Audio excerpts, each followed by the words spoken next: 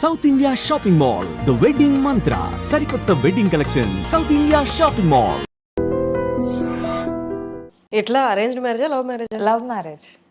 అంటే అటు ఇటు ఉన్నారు కదా. నేను V6 వచ్చాను, ఆయన V6 లో వర్క్ చేస్తున్నారు. Okay okay. దెన్ మ్యారేజ్ అయింది. టీ న్యూస్ లో ఒక 6.5 years వర్క్ చేశాను. అలా సెటిల్ అయిపోయింది అంతే. ఇంకా బట్ ఆయనకి క్లియర్గా క్లారిటీ ఉంది అసలు ఇక్కడ ఏంటి, మనం ఇక్కడ ఉన్నా మనకి మనం ఏంటో తెలుసు, మన లిమిట్స్ తెలుసు కాబట్టి హీస్ వెరీ అంటే కరెక్ట్ థింక్ చేస్తున్నారు. నేను ఆలోచిస్తాను ఒక అమ్మాయిగా, మ్యారీడ్ ఉమెన్ గా అలా చేయడానికి నేను ఆలోచిస్తా. అది వద్దు అన్నా సరే నా బ్రెయిన్ లో ఒక థాట్ ఉంటది. కానీ హీ వాజ్ లైక్, నాకు కదా కావాలి, నువ్వు ఎందుకు ఆలోచిస్తున్నావు అందరి గురించి, నాకు నా వైఫ్ ఇంపార్టెంట్, నాకు తెలుసు కదా, నాకు ఆ క్లారిటీ ఉంది కదా, నీకెందుకు వేరే వాళ్ళ గురించి అంటాడు. అంతే, సింపుల్. That's amazing.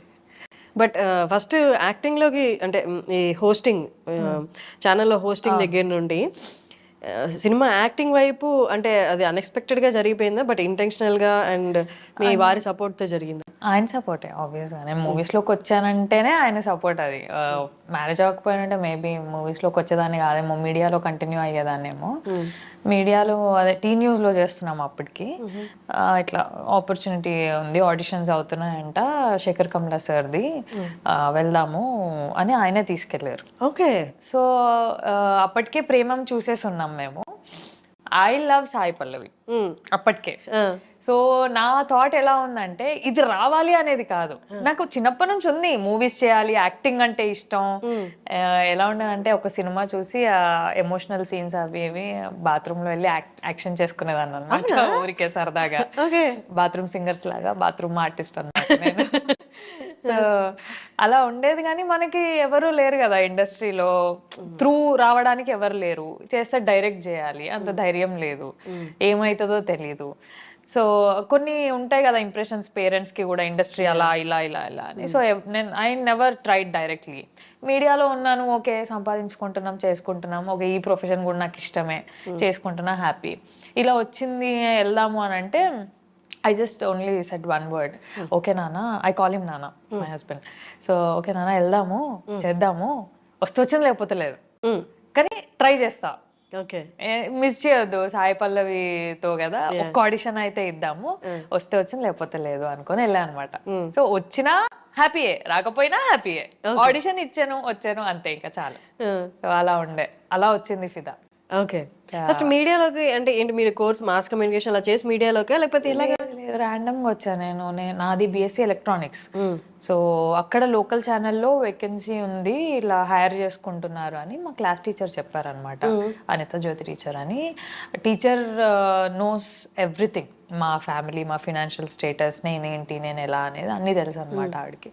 సో ఇలా వెళ్ళు, ఉంది ఓపెనింగ్ ఉంది, పాకెట్ మనీ కన్నా వస్తాయే, వెళ్ళు అని పంపించారు. సో అలా వెళ్తే మీడియాలో వచ్చింది, లోకల్ ఛానల్ మీడియాలో న్యూస్ రీడర్గా వచ్చింది.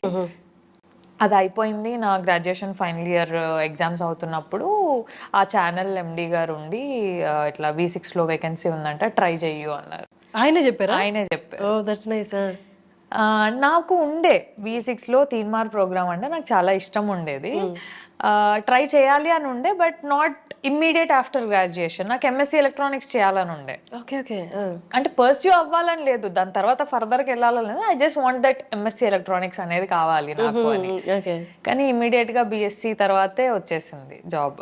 అలా నేను V6లోకి ఎంటర్ అయ్యా అంతే. నాకు మాస్ కమ్యూనికేషన్స్ ఇవేం చేయలే నేను. ఓకే. ర్యాండమ్ గా పాకెట్ మనీ కోసం జాయిన్ అయ్యి కంప్లీట్ ప్రొఫెషన్ అది అయిపోయింది. That's nice.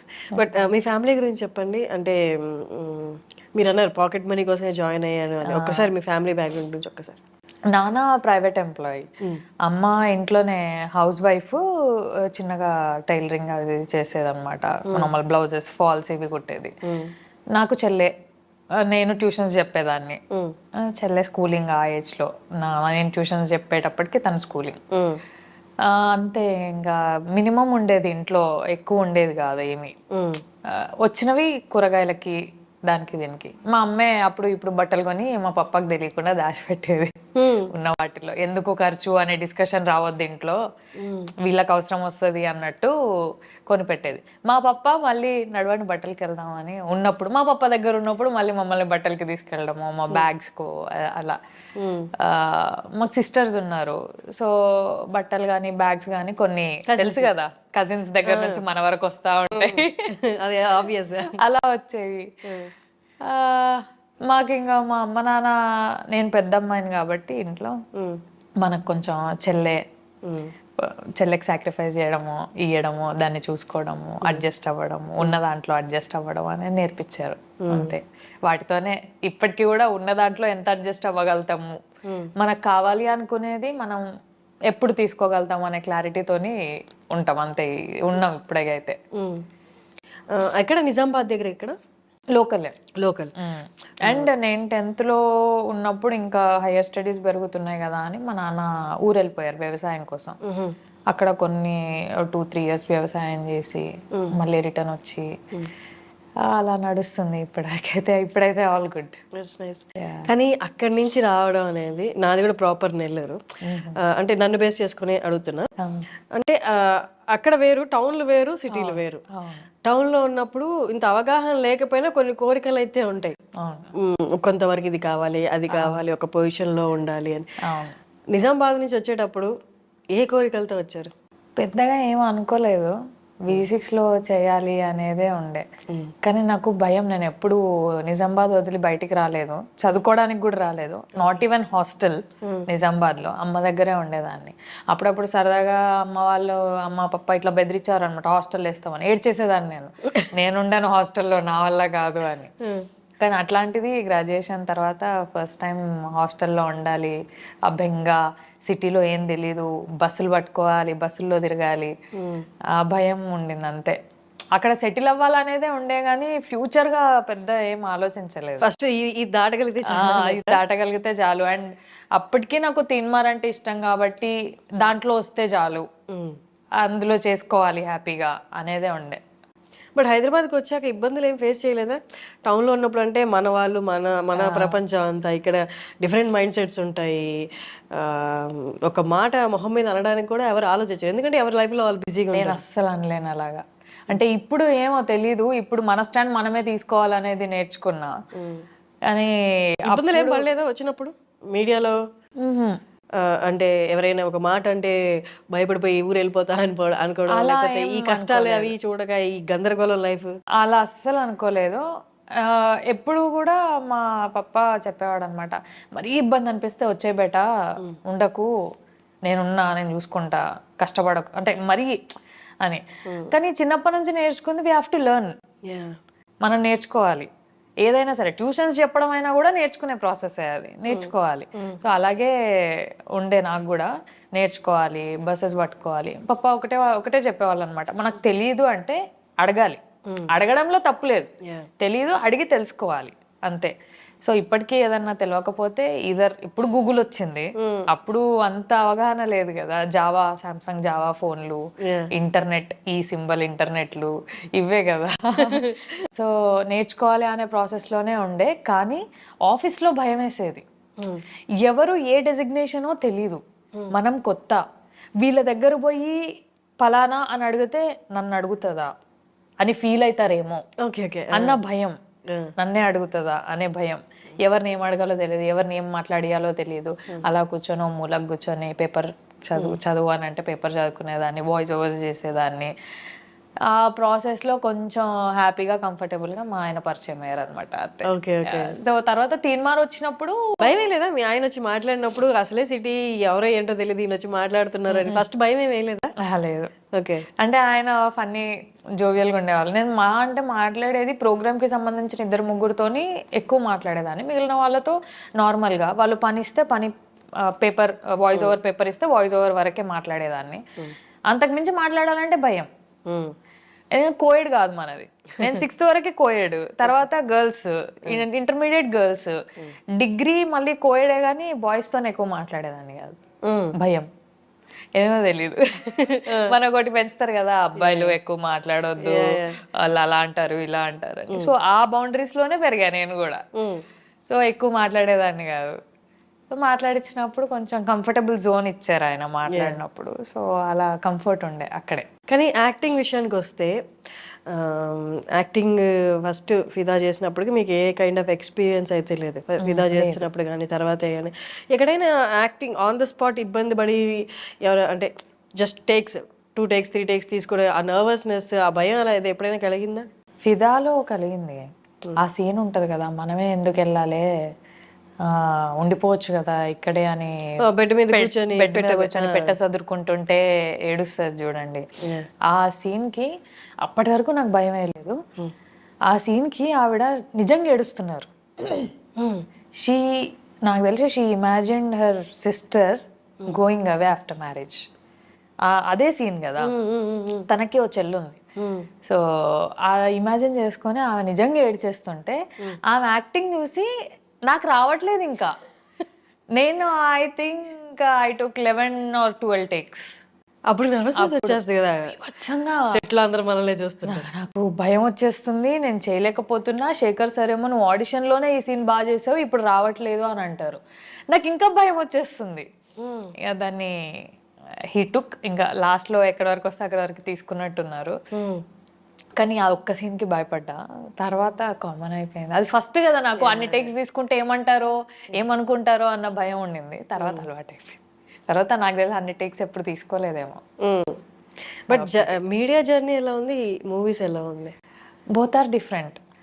మనకి V6 లో నేను చేసిన తక్కువే. T news after marriage T news join అయ్యా, 6.5 years చేసా అక్కడ. అంటే టీ న్యూస్ ఎలా ఉంటే సెకండ్ హోమ్ లాగానే ఉంటది. అంటే అన్ని ఇయర్స్ వర్క్ చేసేసరికి మనకు హోమ్ కంఫర్టబిలిటీ వస్తుంది కదా, ఆ ఫీలింగ్ ఉంటది. మూవీ వచ్చి మల్టిపుల్ పీపుల్, ఒక్కొక్కరు ఒక్కొక్క వర్క్ లో ఉంటారు. ప్రతి సినిమాకి అందరు కొత్త. ఎవరైనా పాత సినిమా వాళ్ళు కనిపిస్తే అదొక మంచి ఫీలింగ్ అనిపిస్తుంది.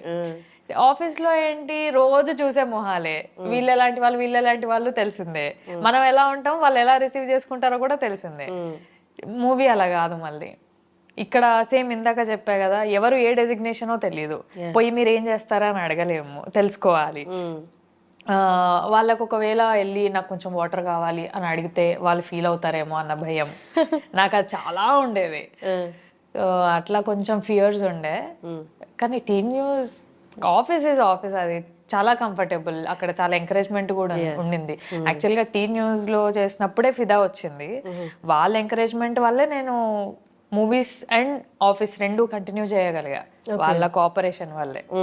లేకపోతే ఛానల్స్ లో అంత ఆపర్చునిటీ ఉండదు. ఎల్లమ్మా చేసుకో, ఎక్స్పోజర్ పెంచుకో, చెయ్యు, లీవ్స్ కావాలా తీసుకో. మూవీస్ కి నాకు చాలా కంఫర్టబుల్ గా ఇచ్చారు అసలు. మన సిఇఓ గానీ, మన సురేష్ సార్ గానీ, ఇంకా సంతోష్ సార్ గానీ చాలా కంఫర్టబుల్ ఉండే. బట్ ఇప్పుడు ఈవెన్ ఫిదా తర్వాత సంతోష్ సార్ పిలిచి, బాగుందమ్మా మూవీ చూసాము, చెయ్యు ఇలాగే కంటిన్యూ చెయ్యు, మంచి మంచి మూవీస్ చెయ్యు అని చెప్పి అప్రిషియేట్ చేసి పంపించారు ఆ మూమెంట్ లో. కానీ ఇప్పుడు క్విట్ చేసేసారు, మీడియా క్విట్ చేసి ఓన్లీ ఇంటూ మూవీస్ కదా. క్విట్ చేసిన వెంటనే మూవీస్ అంతా అంత ఫ్రీక్వెంట్ గా వచ్చిండు కదా, బట్ మీకు ఫ్రీక్వెంట్ గా వచ్చాయా? లేదు. అప్పుడు డౌట్ రాలేదా, మేబీ నేను క్విట్ చేయకుండా? I took the risk. ఇంకా అంటే అది తెలుసు, ఆ రిస్క్ తెలుసు. ఇద్దరం సేమ్ ఇండస్ట్రీ కదా, నేను మా హస్బెండ్. రిస్క్ తీసుకున్నాను, ఇంకా తప్పలేదు. ఆయన అన్నారు డెఫినెట్ గా కంటిన్యూ షూట్స్ ఉండవు, షూట్స్ లేనప్పుడు నువ్వు ఇంట్లోనే ఉండాలి అంటే ఓకే, ఉన్న దాంట్లో ఎంత ఉంటే అంత అడ్జస్ట్ అయిపోతా. కానీ రెండు ఈక్వల్ గా మళ్ళీ 1 month 2 months లీవ్స్ అంటే కూడా ఇస్తున్నారు కదా అని మనం తీసుకోలేము కదా, వాళ్ళకి ఇబ్బందే. ఎందుకులే ఇంకా మానేస్తా, కంటిన్యూ అవుతా ఇందులోనే అని చెప్పా. దాని తర్వాతే ఖుషి, అంబాజీపేట ఇవి స్టార్ట్ అయ్యాయి. సో ఐ థాట్ దీనికి నేను లిటరల్ గా 1 month 2 months 3 months కూడా షూటింగ్స్ చేయడం అయ్యింది. సో ఓకే, ఖుషి అంతా బయట కదా, బయట 1 month కాశ్మీర్ అయ్యింది, మిగిలిన 1 month on and of Hyderabad అయ్యింది. ఓకే. ఎలా ఉంది సమంతతో యాక్టింగ్? కూల్, ఆవిడ ఫ్రెండ్లీ. నేను ఎవరిని ఎక్కువ మాట్లాడాను, నాతో నాలాగా మాట్లాడే వాళ్ళతో బడబడ మాట్లాడుకుంటాం కానీ అంటే ఎవ్రీ ఆర్టిస్ట్ కి ఒక జోన్ ఉంటది, ఈవెన్ నాకు ఓ జోన్ ఉంటది. ఎవరైనా వచ్చి మాట్లాడితే నేను ఎలా ఫీల్ అవుతానో, నేను వెళ్ళి మాట్లాడినప్పుడు వాళ్ళు అలాగే ఫీల్ అవుతారేమో, వాళ్ళకి ఆ కంఫర్ట్ జోన్ అనేది లేకపోతే వాళ్ళు అలాగే ఫీల్ అవుతారేమో అన్న దాంట్లోనే ఉంటా నేను. సో నేను ఎక్కువ డిస్టర్బ్ చేయను. మాట్లాడినంత వరకు బాగా మాట్లాడేవారు సమంత గాని విజయ్ గాని, కూల్, రాగానే గుడ్ మార్నింగ్ హాయ్ బాయ్, ఆడవారికి బాగానే ఉండేది. ఇప్పుడు మీరు చెప్పిన ఇద్దరు పేర్లు సమంత కానీ సాయి పల్లవి కానీ, అంటే వీళ్ళు వాళ్ళ హార్డ్ వర్క్ కి చాలా మందికి, వాళ్ళ హార్డ్ వర్క్ తో చాలా మందికి గుర్తున్నారు. అండ్ ద సేమ్ టైం వాళ్ళ సక్సెస్ కూడా అందరు చూసింది. బట్ మీరు కలిసి వర్క్ చేశారు కాబట్టి ఒక్కొక్కరిలో యూనిక్ అండ్ బెస్ట్ క్వాలిటీ ఏదైనా ఉంది అంటే, యూనిక్ క్వాలిటీ బెస్ట్ వద్దులేండి తీసేద్దాం, బెస్ట్ అనేది very relative term. Unique quality మీకు అనిపించింది అబ్బా ఈవెంట్లో ఇది సంథింగ్ గుర్తుపెట్టుకోవాల్సిన క్వాలిటీ అనిపించింది ఇద్దరిలో కామన్ పాయింట్ అయితే హార్డ్ వర్కింగ్. ఇప్పుడు తమిళియన్ అయ్యండి సాయి పల్లవి గారు, తెలుగు నేర్చుకోవడం ఒక ఎత్తు, తెలంగాణ నేర్చుకొని ఓన్ డబ్బింగ్ చెప్పుకోవడం ఒక ఎత్తు. ఇప్పటికిప్పుడు మనం వెళ్ళి మలయాళం డబ్బింగ్ చెప్పాలన్నా కూడా అది రాదు, చాలా టైం పడుతుంది.